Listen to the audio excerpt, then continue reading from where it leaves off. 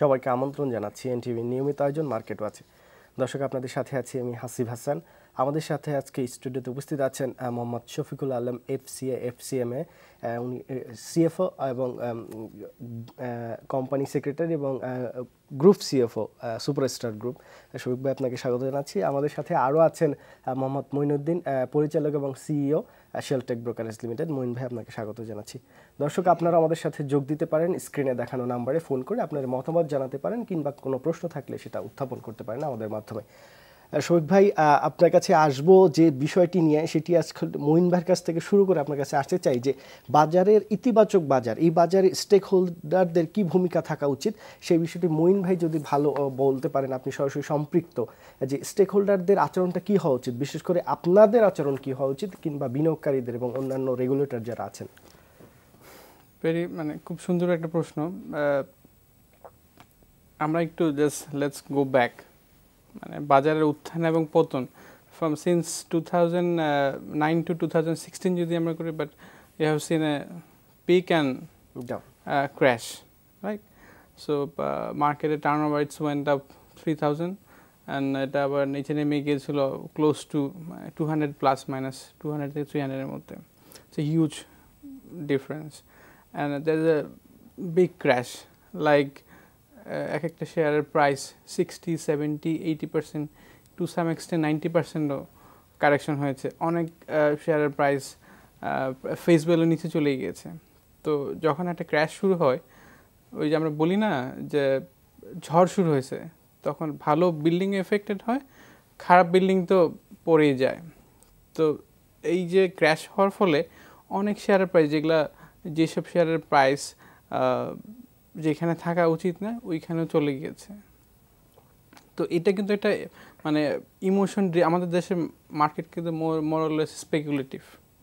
আমরা যদি দেখেন যে 10 জন ইনভেস্টর এসে যদি কথা বলেন, তো এর মধ্যে দেখবেন যে 8 জনই কিন্তু প্রপারলি ব্যাখ্যা করতে পারছেন না যে আসলে আমি এই স্টকটাতে কেন ইনভেস্টমেন্ট করেছি, তো হোয়াট ইজ মাই প্ল্যান, আমার এন্ট্রি প্ল্যানটা কি আর এক্সিটের প্ল্যানটা কি। প্ল্যানটা বিশেষ করে আমি অনেককে দেখেছি যে যারা প্রাতিষ্ঠানিক বিনিয়োগকারী তাদের অনেক প্ল্যান নেই। প্ল্যানটা মনে হয় সবার আগেই ঠিক করা উচিত। এক্স্যাক্টলি। তো আপনার ওটা প্রতিটা ইনভেস্টরের, লাইক এটা ইনস্টিটিউশনাল ইনভেস্টর হতে পারে, আর ইন্ডিভিজুয়াল হতে পারে, অথবা হাই নেটওয়ার্ক ইন্ডিভিজুয়াল হতে পারে, রাইট? সো প্রত্যেকেরই একটা, ধরেন স্মল ইনভেস্টর যাদেরকে যাদেরকে আমরা বলি যে স্মল ইনভেস্টর 5 লাখ টাকা বিনিয়োগ করেছেন, 10 লাখ টাকা বিনিয়োগ করেছেন, নিশ্চয়ই উনি কোথাও চাকরি করেন বা অন্য কোনো বিজনেসের সাথে ইনভলভমেন্ট আছেন, বা দিস ইজ সেভিংস। বাট একটা কথা সবাইকে মনে রাখা উচিত, এটা কিন্তু ভেরি মাচ স্পেকুলেটিভ মার্কেট এবং হাইলি রিস্ক ইনভলভমেন্ট এখানে। তো ওইটা মাথায় রেখে আপনি যদি আপনার সঞ্চয়ের পুরো টাকাটাই এখানে বিনিয়োগ করেন, সেটা কিন্তু ওয়াইজ হবে না। তো যে আপনার প্রশ্নটা আমি আবার আসছি যে মার্কেটে উত্থান এবং পতন, উত্থান থেকে আমরা পতন দেখে এসেছি। তো যেটা বলছিলাম যে অনেক শেয়ারের প্রাইস কিন্তু আন্ডার ভ্যালুড হয়ে গিয়েছে, যেখানে ফেয়ার প্রাইস থাকা উচিত, সে লাইক একটা স্টকের প্রাইস থাকা উচিত ফেয়ার প্রাইস 50 টাকা, এটা ফর এনি রিজন আপনার নেমে গেছে হয়তো 25 টাকা, ঠিক আছে? সো আপনাকে একটা ইন্ডাস্ট্রির এক্সাম্পল যদি আমি বলি, সারা পৃথিবীতে যখন মিউচুয়াল ফান্ডের ট্রেড হয়, মিউচুয়াল ফান্ডের প্রাইস কিন্তু মোরলেস এনএভির কাছাকাছি, এনএভিতে প্লাস মাইনাসের ট্রেড হয়। লাইক যেসব মিউচুয়াল ফান্ডগুলো ভালো পারফর্ম করে, তার এনএভিতে অবভিয়াসলি ভালো হতেই থাকে। সো ভালো হওয়ার সাথে সাথে প্রাইসও কিন্তু অ্যাডজাস্ট হয় ওর সাথে। লাইক এনএভি 10 টাকা ছিল, 11 টাকা হয়েছে, সো প্রাইসও কিন্তু 10 পয়সা 20 পয়সা এতে প্লাস মাইনাসের ট্রেড হয়। তো আমাদের দেশে দেখেন এক্স্যাক্টলি উল্টোটা। আমার ঠিক যদি if I am not wrong, যে কোনো একটা মিউচুয়াল ফান্ডের প্রাইস নেমে গেছিলো 3 টাকায়, 3 থেকে 3.5 টাকায়, if I am not wrong, আমি নামটা বলতে চাই না। তো তখন ওর এনএভি ছিল 10 টাকা বা 10 টাকার উপরে, 5 টাকার আশেপাশে অনেকগুলো মিউচুয়াল সেটাই বললাম আর কি, যে আমি 2-3 বছর আগে কিন্তু সবগুলোই 10 টাকার কাছাকাছি। আচ্ছা, তো এখন দেখেন আপনি এনএভি কোথায়, আর এটা যদি আমি এখন ডিজলভ করে ফেলি একটা ফান্ড, তাহলে কি এনএভি কি আমি 11 টাকা করে প্রতিটা শেয়ার আমি পাবো, ওয়ারেস মার্কেট প্রাইস ইজ লাইক আপনার 6 টাকা, কোনোটার 7 টাকা, কোনোটা 4 টাকা, কোনোটার 5 টাকা। তো এটা কিন্তু এই বললাম আপনাকে, মার্কেট যখন নেমে গিয়েছে, ক্র্যাশ হয়েছে, এই প্রাইস কিন্তু এখানে ফেয়ার প্রাইস না। তার কি হচ্ছে, আমরা ইনভেস্টমেন্ট যারা করি, either institutional investor or high network or individual, যেই ফর্মের ইনভেস্টরই বলি আমাদের ম্যাচুরিটির কিন্তু অভাব আছে। আমার সাথে কথার সাথে অনেকে আবার ডিসএগ্রি করতে পারে, অনেকে মানে রাগান্বিত হতে পারে যে না ইনভেস্টরকে এই ধরনের কথা বলা হয়েছে, কিন্তু আসলে এটা তো হওয়া উচিত না। জি, আমি শফিকের কাছ থেকে জানতে চাই এই বিষয়গুলোর ক্ষেত্রে আসলে কি ধরনের পদক্ষেপ নেওয়া উচিত, আচরণটা কি হওয়া উচিত? আসলে দেখেন, স্টক মার্কেট বলেন আর ইকোনমি বলেন, এটা আসলে common sense, it's all about common sense. ধরেন আমি একটা উদাহরণ দিচ্ছি, ছোট্ট একটা উদাহরণ। আপনি ঢাকা থেকে খুলনাতে আপনার গাড়ি চালিয়ে যাবেন, তো আপনার গাড়ির হাইপোথেটিক্যাল ক্যাপাসিটি আছে যে 200 কিলোমিটার পার আওয়ার যেতে পারবেন। ঢাকা শহরের জ্যামে আপনি 30-40 কিলোমিটার যাবেন। এরপরে আপনি কখনো যদি সামনে ফেরি আসে, আপনি ওয়েট করতে হবে। সো ফেরির জন্য ওয়েট না করে আপনি কিন্তু গাড়ি নিয়ে পানির ভিতর নেমে যাওয়া যাবে না। আবার আপনি পার হয়ে যখন হাইওয়েতে উঠবেন তখন আপনি স্পিড 200-তে যেতে পারবেন, বাট আপনাকে মাথায় রাখতে হবে যে আশেপাশে গবাদি পশু আছে যাদের কমন সেন্স আপনার মতো না। সো অ্যাজ এ ইনভেস্টর আপনাকে এই চিন্তাটা করতে হবে যে কখনো কখনো ওয়েট করতে হবে, কখনো কখনো দেখতে হবে। দেখেন উনি যেটা বললেন, আমাদের দেশের মিউচুয়াল ফান্ড সারা ওয়ার্ল্ডে যেরকম আচরণ করে, আমাদের দেশে অদ্ভুত।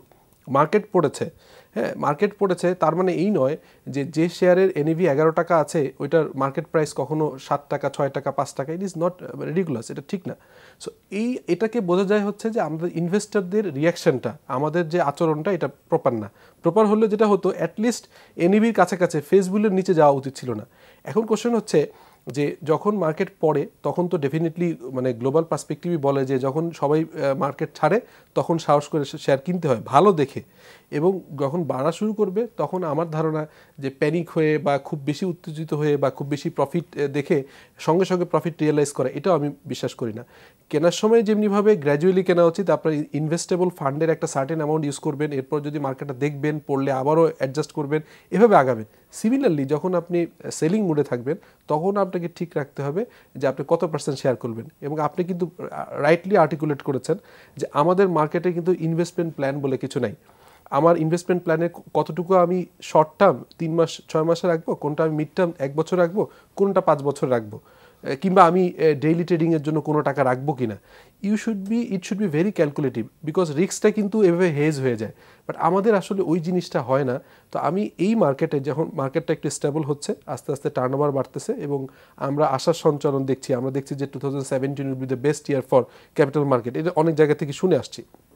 এই সময় আমাদেরকে যেটা হবে, কিপ আওয়ার মানে ব্রেন কুল, আমাদেরকে চিন্তা করতে হবে এবং দেখে শুনে অলওয়েজ খবর রাখতে হবে। এবং রিউমার বেইজ যে ব্যাপারটা, এটা থাকেই, 10-20% আপনার রিউমার বেইজ গ্যামলিং হবে, এটা কেউ বন্ধ করতে পারবে না। বাট ফান্ডামেন্টাল বেইজ যদি এখনও কেউ চিন্তা করে তাহলে কিন্তু সম্ভব। আজকে দেখেন ব্যাংক বা নন ব্যাংকিং ফাইন্যান্সিয়াল ইনস্টিটিউটগুলো ঠিক আছে, তাদের আমরা জানি যে বাংলাদেশ ব্যাংকের সার্কুলার, ব্যাসেল 2, ব্যাসেল 3 এই ইমপ্লিমেন্টেশনগুলোর কারণে হয়তো প্রফিট যেভাবে করছে আপনার রিজার্ভ করার কারণে অথবা প্রফিটের আদার ক্যালকুলেশনের কারণে ওভাবে শো করতে পারছে না। বাট আপনি কি মনে করেন যে কোনো ব্যাংকের নেট অ্যাসেট তার পার ভ্যালু থেকে কম আছে? So it is not very logical. So আমার মনে হয় যে এখন সময় যে একটু মানে চিন্তা করা, এবং সেক্টর ওয়াইজ যে সেক্টরের পটেনশিয়াল আছে, গত বছর কোন কোম্পানি কেমন করেছে সেটার থেকে বেশি বিবেচনা নেওয়া উচিত আগামী 3 বছর 5 বছরে কোন সেক্টরে কোন কোম্পানির কীরকম করার সুযোগ আছে সেটা বিবেচনা করা উচিত। মোহন ভাই, শফিকের কথায় যদি আসি, যে ব্যাংকিং সেক্টরের কথা বললেন, লিজিং ইন্স্যুরেন্সের দিকে যদি তাকান, আপনার মনে আছে 2010-এ কোনো একটা লিজিং কোম্পানি শেয়ারের দাম 500 টাকার উপরে ছিল, এখন 8 টাকা, যদিও 2 বছর ডিভিডেন্ড দিচ্ছে না এই কারণ। কিন্তু অন্যান্য লিজিংগুলোর কি অবস্থা, কিংবা ইন্স্যুরেন্সগুলোর কি অবস্থা, যেগুলো বেশিরভাগই ফেস ভ্যালুতে ছিল, এখন কিন্তু সেখান থেকে অলমোস্ট অনেকগুলোই ডাবল হয়েছে। আমি যদি ইন্স্যুরেন্স থেকে শুরু করি, insurance is very low paid up, মানে এত ছোট পেইড আপ, এক একটা ইন্স্যুরেন্সে পেইড আপ লাইক 20 কোটি, কোনোটা 40 কোটি, কোনোটা 30 কোটি। আমার ধারণা 100 কোটির উপরে পেইড আপ আছে, খুব কম ইন্স্যুরেন্স কোম্পানি আছে। বাট মোরলেস এত বেশি আপনার ইলিকুইড, মানে কোনো হাই নেটওয়ার্ক ইন্ডিভিজুয়াল আর বড় ইনস্টিটিউশন যদি ইনভেস্টমেন্ট করতে চায়, আমাদের ইনস্টিটিউশন যারা আছে, মানে যাদেরকে আমরা ইনস্টিটিউশন বলছি মার্কেটে বড় ইনভেস্টমেন্ট যাদের আছে, আইসিবি বলি, কমার্শিয়াল ব্যাঙ্কগুলো আছে, আপনার লিজ ফাইন্যান্সগুলো আছে, এদেরও তো ভালো ইনভেস্টমেন্ট আছে মার্কেটে। কারোই আমার ধারণা 40-50 কোটি টাকার নিচে ইনভেস্টমেন্ট, ওই সাইজটা এত এর চেয়ে ছোটো না। অনেকের 500 কোটি টাকা ইনভেস্টমেন্ট আছে বা তার চেয়ে বেশি আছে। ইভেন আইসিবির টোটাল ফান্ড যদি আমি ক্যালকুলেট করি 10,000 কোটি টাকা। তো অনেক ব্যাংক আছে 1000 কোটি টাকা সেটাই বললাম আমি, আপনার ইন্স্যুরেন্সে ফান্ড ইনজেক্ট করার মতো আসলে স্পেসটা নাই। মানে একটা ইনফ্যাক্ট একটা ছোট 20 কোটি টাকা যদি পেইড আপ হয় নিশ্চয়ই পুরোটাই ফ্লোট না, এর মধ্যে 30% ফ্লোট অথবা 40% অথবা 50% ফ্লোট। 50% যদি ফ্লোট হয় তার মানে কি আপনার 1 কোটি শেয়ার 10 টাকা করে যদি ফেস ভ্যালু ধরেন, 1 কোটি শেয়ার এখন যদি ধরেন আপনি 15 টাকা করে চলে, তাহলে 1 কোটি শেয়ার কিন্তু আপনার লাগবে সব মিলে 15 কোটি টাকা, এর বেশি তো না। একটা হাই নেটওয়ার্ক ইন্ডিভিজুয়াল চাইলেই কিন্তু পুরোটা কিনতে পারে, এবং এটা কিনতে যখন যাবে তখন দেখবে এত বেশি লিকুইড, তো ওই আপনার হয়তো 1% ট্রেড হয়, 2% ট্রেড হয়ে দেখবেন 10% প্রাইস অ্যাপ্রিশিয়েট করে গেছে সোফার। তারপর সেল করতে গেলেও সেম কেস। এই জন্য আমরা যারা ফরেন ইনভেস্টমেন্ট বলি, ইনস্টিটিউশন ইনভেস্টমেন্ট বলি, তাদেরকে আসলে এই সেক্টরে অ্যাট্রাক্ট করাটা প্রিটি টাফ। এখন আপনি আসেন লিজিংয়ের এই সমস্যাটা নাই, কিন্তু গত 5 বছরে আপনি যে আপনার লিজিং কোম্পানিটার কথা বলেছেন 2010 সালের প্রাইস ছিল 500 টাকা। Yes, I agree, I can remember. But the thing is what happen last 5 years 6 years. তো 2010-এ দেখেন আমাদের আসলে অনেক কিছু বোঝার ভুল আছে। তো তারা তাদের পারফরমেন্স কীভাবে দেখিয়েছে, 8 টাকা আর্নিং ছিল তখন, ওর আর্নিং ছিল 8 টাকা।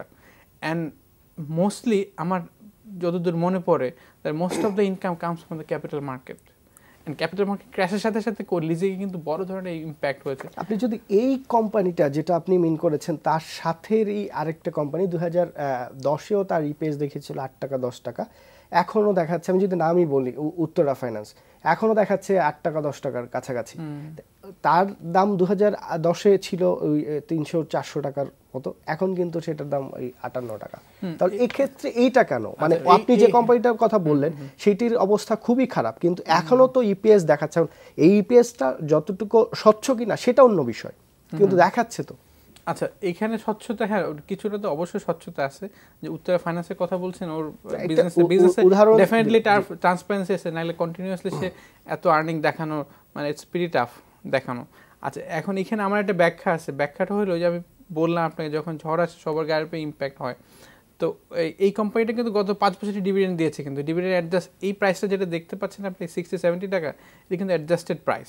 তারপরও আপনার যে পরিমাণে সে স্টক ডিভিডেন্ড দিয়েছে তাতে কিন্তু আপনি 100 টাকার বেশি হওয়ার পসিবিলিটি নাই। পসিবিলিটি যে পরিমাণ আছে, তাহলে হয়তো যেই প্রাইস ছিল ওখান থেকে হয়তো 70-80 টাকা হয়তো এখন যারা ওই হাই পিক মার্কেটে যারা কিনেছে আর এখন পর্যন্ত যারা ধরে রেখেছে তাদের প্রাইস হয়তো 70-80 টাকা না, আমার মনে হয় এর বেশি হবে না যদি আমি বোনাসগুলো অ্যাডজাস্টমেন্ট করি। আমি মানে আমি ক্যালকুলেশনটা না করে বলছি, কিন্তু এইরকম কোম্পানিগুলো 20-30% করে স্টক ডিভিডেন্ড দেয়নি। ও কিন্তু কন্টিনিউয়াসলি মানে নট লেস দেন 10% এর নিচে ডিভিডেন্ড দেয়নি 5 বছরে যদি দেয় 50%। আপনি দেখেন অ্যাড করতে পারে একটা জিনিসে অ্যাড হচ্ছে, দেখেন ফাইন্যান্সিয়াল রিপোর্টিং কিন্তু আগেও ঠিক ছিল, বাট এটাকে ফলো প্রপারলি করা হতো না। আপনি আমাদের ইন্টারন্যাশনাল অ্যাকাউন্টিং স্ট্যান্ডার্ড 33-তে ক্লিয়ারলি বলা আছে যে যখন আপনি প্রফিট শো করবেন আপনাকে 2টা সেগমেন্ট থাকতে হবে। একটা হচ্ছে কোর অপারেশন থেকে প্রফিট এবং সেটার ইপিএস কত, কোর ইপিএস। আর একটা থাকবে হচ্ছে যে ওয়ান্স আপন এ টাইম হয়েছে অথবা ডিসকন্টিনিউইং অপারেশন থেকে হচ্ছে, আপনি কোনো অ্যাসেট সেল করেছেন, ক্যাপিটাল গেইন আসছে, স্টক মার্কেট থেকে আসছে, অথবা আপনার অপারেশনের বাইরে যে কোনো, যে এফএমসিজি বিজনেস করে এফএমসিজির বিজনেসের বাইরে যদি ল্যান্ড সেল করে স্টক মার্কেট ইনভেস্ট করে, এই ধরনের ইনকামগুলো থাকবে।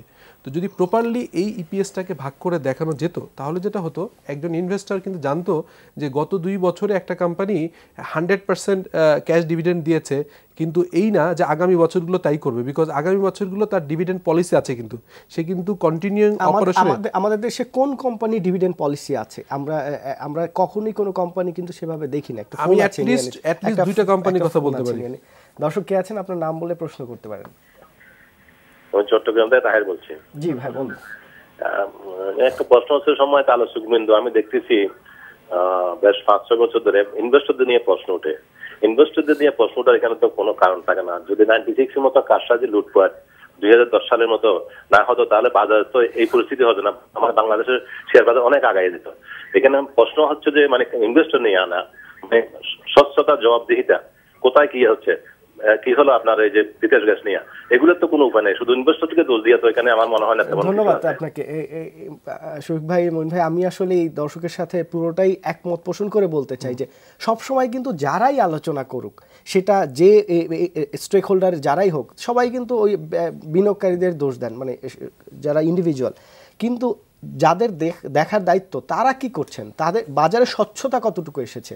আপনি যদি গত 2-3 বছরের আচরণ দেখেন, এখানে স্বচ্ছতার পরিমাণ কতটুকু, আগের চেয়ে কি বেড়েছে না আগের চেয়ে কমেছে? প্রশ্ন কিন্তু আগের চেয়ে বেশি আসছে এখন। স্টক এক্সচেঞ্জের বা রেগুলেটর অন্যান্য তাদের আচরণ নিয়ে কিন্তু প্রশ্ন আগের চেয়ে বেশি উত্থাপিত হচ্ছে। তাহলে কেন এই বিনিয়োগকারীদের প্রতি আঙুল তোলা হচ্ছে? আসলে এই জিনিসটা আমি বিনিয়োগকারীর সঙ্গে কিছুটা একমত যে বিনিয়োগকারীদের আচরণের সমষ্টিগতভাবে কিছু কিছু জিনিস আমরা রিফ্লেকশন দেখি, বাট এখানে বিনিয়োগকারীদের এককভাবে দায় দেওয়ার কোনো সুযোগ নাই। আমি বলবো এখানে রেগুলেটরদের অবশ্যই আর একটু সচেতন হওয়া উচিত, এবং ইস্যুয়ার কোম্পানিগুলোই মূলত অনেক ক্ষেত্রে যেভাবে রিপোর্টিং করার কথা, আপনি যেটা বলছিলেন যে ডিভিডেন্ড যখন দিবে তার আগে এটা কেন মার্কেটে, আমরা প্রাইস সেন্সিটিভ ইনফরমেশন আমরা জানি, তারপরে ইনসাইড ট্রেডিং হচ্ছে। এর বাইরে যেটা হচ্ছে যে আমাদের রিটেল ইনভেস্টরদের অ্যাওয়ারনেস আমরা ওইভাবে করার কোনো সুযোগ করি নাই। খুব শর্ট স্প্যানে একদিনের জন্য কিছু অ্যাওয়ারনেস প্রোগ্রাম করি, তাও আমি বলবো এখানে ডিটেইল অ্যানালাইসিস থাকে না। তো আমাদের প্রথম করতে হবে বিনিয়োগকারীদের দোষ দেওয়ার আগে রেগুলেটরদের উচিত হচ্ছে স্মল ইনভেস্টর, তাদের তো হিসাব আছে যে কারা স্মল ইনভেস্টর, গ্র্যাজুয়ালি তাদেরকে যদি ফাইন্যান্সিয়াল লিটারেসি দেওয়া যায়, অ্যাটলিস্ট ফাইন্যান্সিয়াল স্টেটমেন্ট পড়ে প্রপার ইনফরমেশন নিতে পারে। আর আমি যদি বলি যে বিং এ অ্যাকাউন্টেন্ট, আমাদের সিএ প্রফেশনটা মূলত অডিট করে, আর আমরা সিএমএরা ম্যাক্সিমাম জায়গায় অর্গানাইজেশনের কাজ করি। সো আমাদেরও আরও একটু কষাস সিএমএ, এই যে ট্রান্সফার প্রাইসিংয়ের অডিটটা এখন সিএমএরা করতে পারছে। এর বাইরে আপনার হচ্ছে কস্ট অডিট, আগে কিন্তু একসময় ছিল যে আপনি আইপিওতে আসতে গেলে আপনার কস্টিংয়ের অডিট রিপোর্ট জমা দিতে হতো না, বাট এই 2015 ডিসেম্বর 31 যে নতুন পাবলিক ইস্যু রুল আসছে, সেখানে বলা আছে যেসব সেক্টরে কস্ট অডিট ম্যান্ডেটরি ওখানে আপনার কস্ট অডিট রিপোর্ট দিতে হবে। সো আগের থেকে কিন্তু ট্রান্সপারেন্সি বাড়ছে। বাট আমি বলবো রেগুলেটর হিসাবে যারা আছেন আমাদের, সব রেগুলেটরদের সমন্বয় করে স্টেক হোল্ডারদেরকে নিয়ে এইখানে একটা কারেকশন আসতে হবে। আদারওয়াইজ শুধুমাত্র স্মল ইনভেস্টরদের আপনি দায় দিয়ে এটা আসলে আপনার ঠিক হবে না, লজিক্যাল হবে না, বিকজ তারা কিন্তু এককভাবে কেউ খুব পাওয়ারফুল না, সিগনিফিকেন্ট না। আপনি একজনের উপর ঢালাভাবে যখন কাউকে কিছু বলতে পারছেন না, স্মল ইনভেস্টর বা তারা বুঝে না এরকম একটা কথা বলে কিন্তু আপনি বারবার পার পেয়ে যাচ্ছেন। বাট ফ্যাক্ট হচ্ছে যে আপনার কাজটা আপনি কতটুকু করছেন, that is also important, because আপনার কাজ ঠিক মতো করলেই না অন্যকে। ফোন নিয়ে নিচ্ছি। জি হ্যাঁ দর্শক, কে আছেন আমাদের সাথে, আপনি প্রশ্ন করতে পারেন। মনি মানিকগঞ্জ থেকে বলছি। জি বলুন। আপনাদের এখানে আলোচকরা এসে বলে স্মল ইনভেস্টরদের সব দোষ।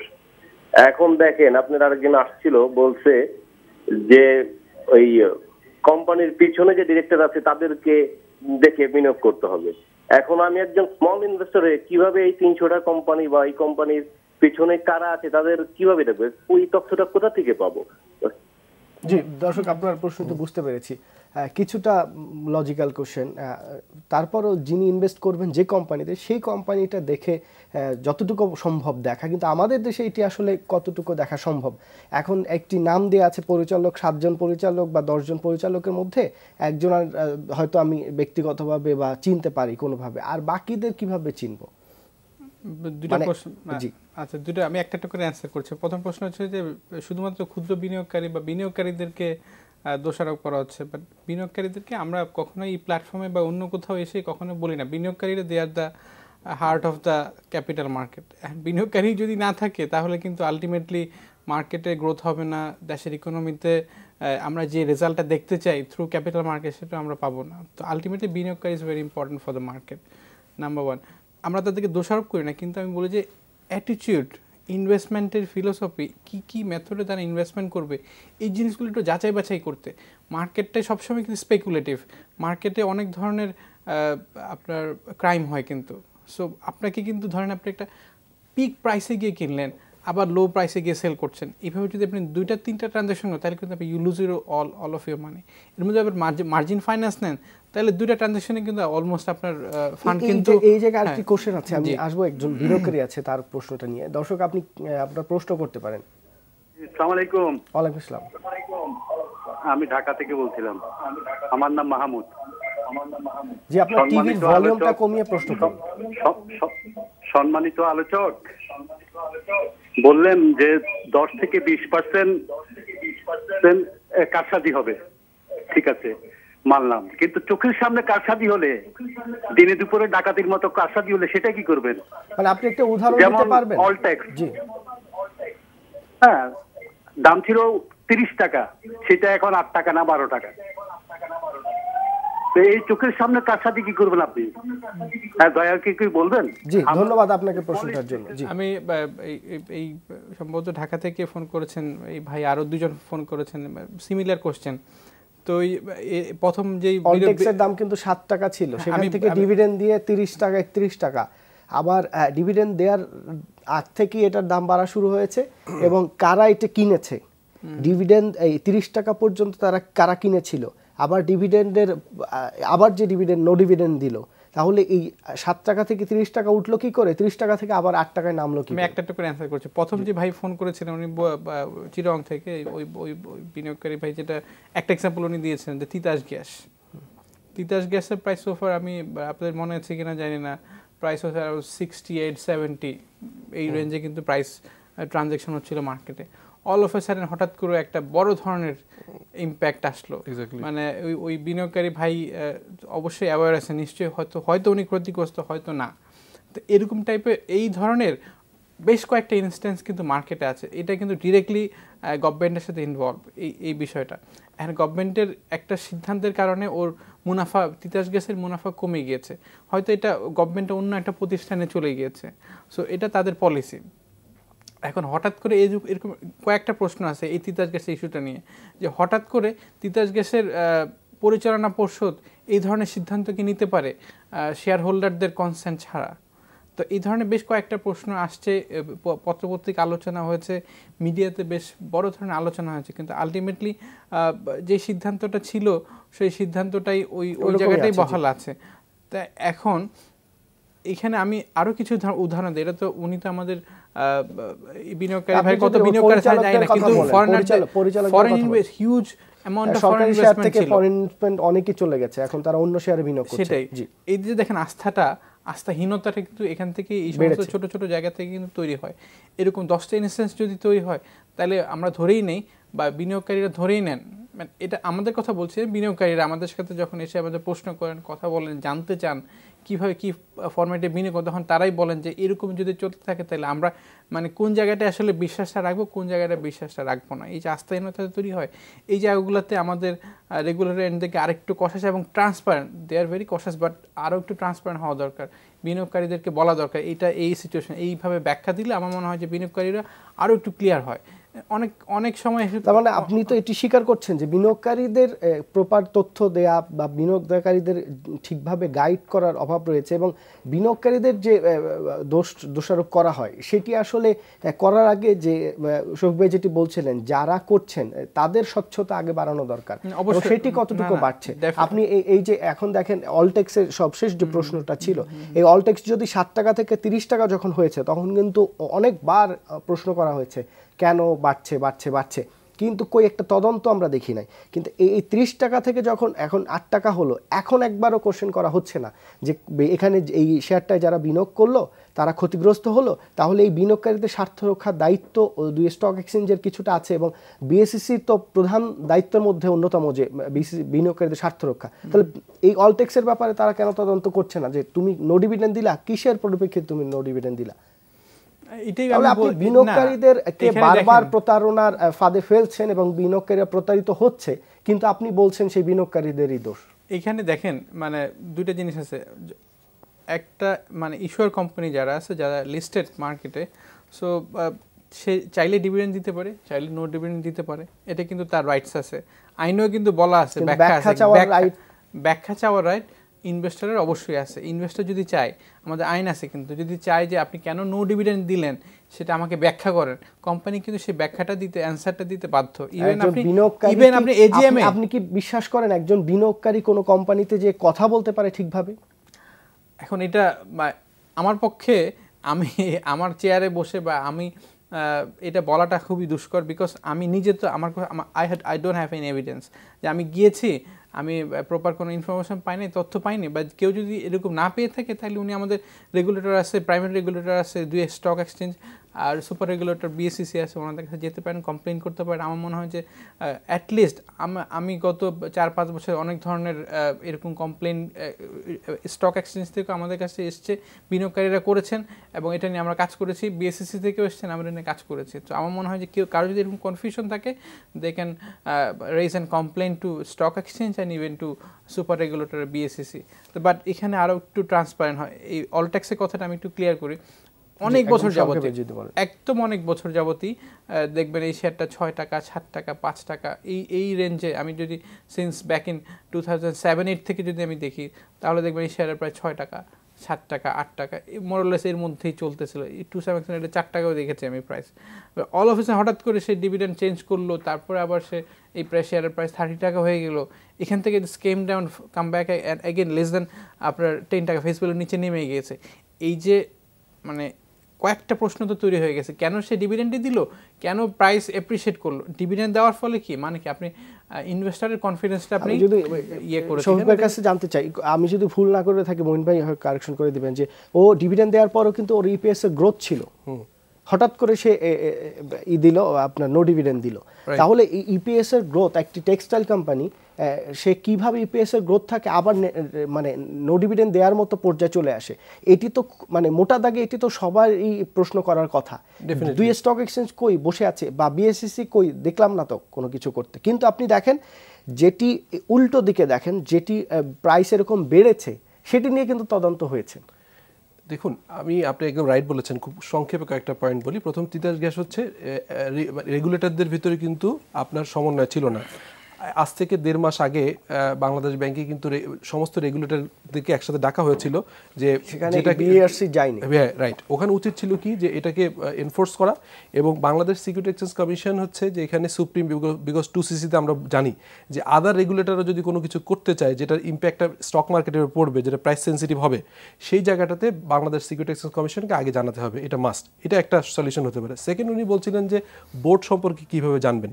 দেখুন, আপনি কিন্তু একটা স্ক্রিপ্ট কিনছেন, মানে হচ্ছে যে ওনারশিপ কিনছেন। আপনি কিন্তু ইট ইজ নট যে একটা পেপার কিনছেন। আপনার যদি ওই ফিলিংটা থাকে যে আমি 100 শেয়ার কিনি আর 1000 কিনি আর 1 কোটি কিনি, this is a purchase of A ownership. তাই যদি হয়, অ্যাটলিস্ট অ্যানুয়াল রিপোর্টটা কালেক্ট করে কিন্তু এখান থেকে আপনি বোর্ডে কারা আছে, ম্যানেজমেন্ট দেখেন। আজকে অলটেক্স বা বিভিন্ন কোম্পানির কথা বলা হয় যেখানে প্রফেশনাল কোনো অ্যাকাউন্টেন্ট নেই, যেখানে প্রপার সফটওয়্যার নেই। আজকে অটোমেশনের যুগে যেখানে টালি খাতায় লেখা হয়, সেই ধরনের অর্গানাইজেশনের শেয়ার আপনি কেন কিনবেন? এবং মজার ব্যাপার হচ্ছে অ্যানুয়াল রিপোর্টে কিন্তু বলা থাকে আপনার সিইও কে, সিএফও কে, কোম্পানি সেক্রেটারি কে, তাদের কোয়ালিফিকেশন থাকে, তারা শেয়ার হোল্ড করছে কিনা। সিইও, সিএফও, কোম্পানি সেক্রেটারি, এই তিনজন কি মানে যারা মূল মালিক যারা, তাদের বাইরে যেতে পারেন আমাদের দেশের পরিপ্রেক্ষিতে? এখনো পারছেন না। এটা হচ্ছে যে সিএফও এবং কোম্পানি সেক্রেটারি তো ওনারা নাই, আমার লিস্টেড কোম্পানিতে খুব একটা দেখি না। তাদের মানে তাদের যারা চেয়ারম্যান, এমডি, তাদের বাইরে কি এরা যেতে পারেন? এটা যেতে পারে না, কিন্তু সুযোগ হচ্ছে যেতে পারবে এই জন্যই যে যখন আপনি প্রফেশনাল লোকদেরকে নেবেন, এবং যদি আপনি স্টক মার্কেটে লিস্টেড কোম্পানির যদি রিয়েল প্রফেশনাল হয়, আমি অনেক এভিডেন্স আছে যেখানে কাজ করার সুযোগ হয়নি, ওখান থেকে প্রফেশনাল সিএফও, সিইওরা এবং সিএসরা রিজাইন করেছেন, এরকম উদাহরণ আছে।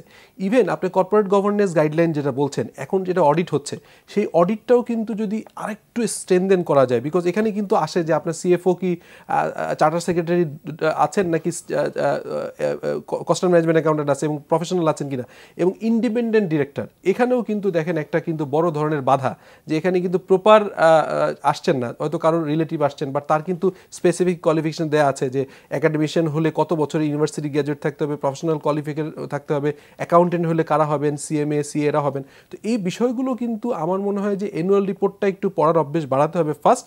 আর আমি শুধুমাত্র সবসময় স্মল ইনভেস্টররা দিব না, বিকজ স্মল ইনভেস্টররা যদি মাইক্রো লেভেলে এসে কোম্পানি ইনভেস্টমেন্ট নেয়ও, তার বাইরে কিন্তু যেটা সিস্টেম রিস্ক বলি আমরা, যেটা ম্যাক্রো লেভেলে রেগুলেটরদের ভিতরে যদি কোঅর্ডিনেশনের অভাবে কেউ ইম্প্যাক্টেড হয়, যেটা তিতাস গ্যাসে ভাই বললেন, তিতাস গ্যাসে বা চিটাগাংয়ের ওই ইনভেস্টর বলেছেন, তিতাস গ্যাসের যে ইম্প্যাক্টটা পড়েছে সেখানে কিন্তু আসলে কারোর কিছু করার ছিল না। এই পুরো দায়টা আমি বলবো হচ্ছে একটা কোঅর্ডিনেশন অভাব অ্যামং দ্য স্টেক হোল্ডার্স এবং দ্য রেগুলেটরস। সো এই জায়গাতে আরও ইম্প্যাক্ট আনতে হবে, আরও প্রপার হতে হবে। আদারওয়াইজ শুধুমাত্র আমরা কিছু হলে স্মল ইনভেস্টরদের উপর চাপিয়ে দিব, অথবা ভেগ টার্মে বলবো যে রেগুলেটরদের দোষ। বাট কার দোষ কীভাবে? আপনি যেটা বললেন যে ইপিএস যখন ভালো ছিল, ইপিএসের পরে আপনার ডিভিডেন্ড ডিক্লারেশন হলো, কোনো কারণ থাকতে পারে না যে হঠাৎ করে আপনার নো ডিভিডেন্ড হবে। ডেফিনেটলি আমার মনে হয় বাংলাদেশ সিকিউরিটি এক্সচেঞ্জ কমিশনের এখানে এম্পাওয়ার আছে যে এটাকে কল করা, এটাকে জিজ্ঞেস করা। বিকজ যখন বলছেন 7 টাকার থেকে 30 টাকায় গেল, তখন একটা দায় সারা গোছের রেগুলার একটা কোয়ারি যে কেন কোনো মূল্য সংবেদনশীল পিএসএ আছে কিনা, বাট যখন পড়ছে তখন কেন 30 টাকা থেকে যখন 25 টাকা আসছে ওই মুহূর্তে কেন জিজ্ঞেস করা হয় না যে এমন কোনো প্রাইস সেন্সিটিভ ইনফরমেশন আছে কিনা। প্রাইস সেন্সিটিভ নট নেসেসারি সবসময় বাড়ার সময় এটা থাকতে হবে, পড়ার কারণেও থাকতে পারে, বিজনেসের গ্রোথ নাই, ইন্ডাস্ট্রি সেক্টরিয়াল কোনো প্রবলেম আছে, অথবা কোনো ধরনের প্রবলেমে কোম্পানি ফেস করছে। সো সেটা জানার জন্য কিন্তু বাংলাদেশ সিকিউরিটি এক্সচেঞ্জ কমিশন ডিএসির মাধ্যমে এটা জানতেই পারতো। এবং তখন যদি জানতো এটা 30 টাকা থেকে যখন কমছে, তখন যদি কোম্পানি বলতো যে কোনো প্রাইস সেন্সিটিভ ইনফর্ম নেগেটিভ কোনো কিছু নেই, এখন কিন্তু নোটিফিকেশন দেওয়ার সময় তারা ধরতে পারতো তোমার যদি নেগেটিভ না থাকে তাহলে তোমার বিজনেস ভালো ছিল, এখন তুমি নোটিফিকেশন দিলা কি করে। তার মানে হচ্ছে যে যারা এই বাজারকে পরিচালনা করছে, যারা মধ্যস্থকারী যে সংস্থাগুলো আছে, তাদের স্বচ্ছতাই নেই। আপনি বিনিয়োগকারীদের স্বচ্ছতা, বিনিয়োগকারীদের এই যে তিতাস গ্যাসে নিয়ে হলো, যে বিনিয়োগকারী ক্ষতিগ্রস্ত হলো, সে কিন্তু এর প্রতিদান পায়নি। বাংলাদেশ ব্যাংক ডেকেছে, বিআরসি যায়নি, কিংবা এই যে ডিএসসি থেকে গিয়েছে, বিআরসি বলেছে এরকম যে তোমরা এই শেয়ার কেন কিনেছো, এখানে আমি কি করব। মানে এই সব কথাবার্তা তো শুনে বিনিয়োগকারীরা রেজাল্ট পাচ্ছে না, তার টাকা সে হারাচ্ছেন, এবং দোষটার ভাগিদার সেই হচ্ছেন না বুঝে, জ্ঞান নেই, এই নেই, বাজারে এসে ক্ষতিগ্রস্ত হচ্ছেন। আসলে আপনি দেখেন চার্টার্ড অ্যাকাউন্টেন্ট অনেকেই আছেন, আমার পরিচিত অনেকেই আছেন যে তারাই বাজারে মুনাফা করতে পারছেন না। এক্স্যাক্টলি, ভালো শেয়ার কিনছেন দেখে সবকিছু গ্রোথ আছে, হঠাৎ করে নেগেটিভ গ্রোথ। রাইট। এখন এই যে আপনি বিশ্বের অন্যান্য দেশের মতো যদি আপনার যে কোম্পানির যে তথ্যগুলো, সেখানে কিন্তু ওই পরিচালকের অন্যান্য কি বিজনেস আছে, সেগুলোতে কি অবস্থা, সেগুলো সবকিছু তার প্রোফাইলে দেয়া থাকে। এখানে তো কোনো তথ্যই নাই, অনেক কোম্পানির এখন ওয়েবসাইটই নেই, তাহলে আপনি কিভাবে জানবেন? এই জায়গাটা আরো ট্রান্সপারেন্ট হওয়া দরকার। অল ট্যাক্স, শুধুমাত্র একটা অল ট্যাক্সের एग्जांपल দিলে, একটা উদাহরণ, এরকম আরো বেশ কয়েকটি কোম্পানি আছে, একটা কোম্পানির উদাহরণ দিলে হবে না, অনেক কোম্পানি আছে যেখানে এই ধরনের ট্রান্সপারেন্সি গুলো আরো একটু বাড়ানো দরকার। যখন আপনি ডিভিডেন্ড দিবেন, ডিভিডেন্ডের পলিসি নিয়ে একটা কথা উঠেছে, বা ভাই বললো যে ডিভিডেন্ডের একটা পলিসি থাকা উচিত, আপনি কত পার্সেন্ট পেয়ার কোম্পানির ইনসাইড, এটা আপনি ডিসক্লোজ করার দরকার নাই। আপনি কি বেসিসে এই বছর ডিভিডেন্ড দিবেন না, বাট আপনার বিজনেস যদি খারাপ হয়, সে লাগে আপনি টেক্সটাইল ইন্ডাস্ট্রি, এক্স্যাক্টলি আপনার কত পার্সেন্ট, আপনার ইনকামের কত পার্সেন্ট আপনি ডিভিডেন্ড দিবেন, আর বাকি টাকাটা কিভাবে ইউটিলাইজ করবে, এটা যদি একটা প্রপার ব্যাখ্যা থাকে, তাহলে সাধারণ বিনিয়োগকারীরা তারও অ্যাটলিস্ট একটা ক্লিয়ার ধারণা থাকে, না ঠিক আছে এখান থেকে একদম ম্যাক্রো লেভেলে ইন ডেপথ আইডিয়া দরকার নাই, কিছুটা মানে অ্যাটলিস্ট কিছুটা পরিষ্কার ধারণা থাকতে হবে। আপনি দেখেন কোনো কোম্পানি এই বছর ডিভিডেন্ড দিচ্ছে, একটা কোম্পানি আছে লিস্টেড, সে গত 6-7 বছর যাবত লিস্টেড, সে শুধুমাত্র একবার ডিভিডেন্ড দিয়েছে, এবার আবার ডিভিডেন্ড দিয়েছে শুধুমাত্র ওটিসিতে যাতে না যায়, শুধুমাত্র সেই কারণে। এখন আপনি কেন ডিভিডেন্ড দিচ্ছেন না? ইন্ডাস্ট্রি ইজ ডুইং গুড, তার কোম্পানি ভালো করছে, কোম্পানিতে সোফার আমরা যখন একটা টেক্সটাইল ইন্ডাস্ট্রি বলি, ফার্মা ইন্ডাস্ট্রি বলি, লেদার ইন্ডাস্ট্রি বলি, অ্যাজ এ হোল ইন্ডাস্ট্রিয়াল একটা তো গ্রোথ আছে বাংলাদেশে। ধরেন আমি লেদার ইন্ডাস্ট্রির কথা যদি বলি, লেদারে আমাদের গত কয়েক বছরে কিন্তু হিউজ গ্রোথ আছে। এখন আপনি লেদার ইন্ডাস্ট্রি কোনো একটা লিস্টেড কোম্পানি যদি বলে যে আমার ডিক্লাইনিং, আমার নেগেটিভ গ্রোথ, তাহলে ডু ইউ বিলিভ ইট? জি মহিন ভাই অনেক ধন্যবাদ, শফিক ভাই আপনাকে অনেক ধন্যবাদ আপনাকে সময় দেওয়ার জন্য। দর্শক, আগামী সপ্তাহে অনুষ্ঠান দেখার আমন্ত্রণ রইল, সবাই ভালো থাকবেন, আল্লাহ হাফেজ।